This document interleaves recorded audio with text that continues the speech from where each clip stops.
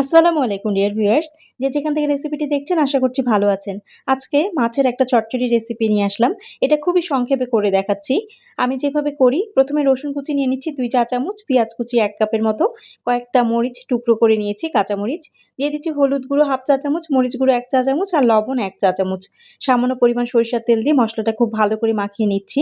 এটা ব্যস্ত দিনের জন্য খুব পারফেক্ট একটা রান্না। যখন বেশি ব্যস্ত থাকবেন এভাবে হাতে মাখা মাছ রান্না করে দেখবেন, খুব তাড়াতাড়ি হয়ে যাবে।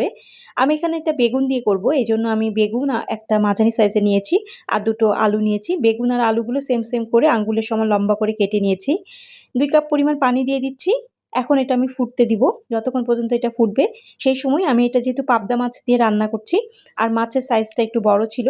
বড় মাছ যদি রান্না করি তাহলে অনেক সময় ভেঙে যায় নাড়াচাড়া করার সময়।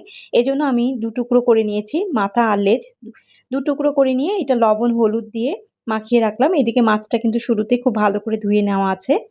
যখন তরকারিটা ফুটে উঠলো তখন দেখে নিব বেগুন আর আলুটা সিদ্ধ হয়েছে কিনা।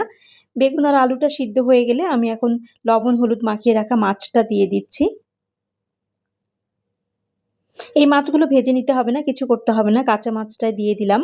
এভাবে মাছ একবার রান্না করে খেয়ে দেখবেন, এটা খুব সুন্দর একটা টেস্ট আসে। এটা গরম সাদা ভাতের সাথে ভীষণ ভালো লাগে।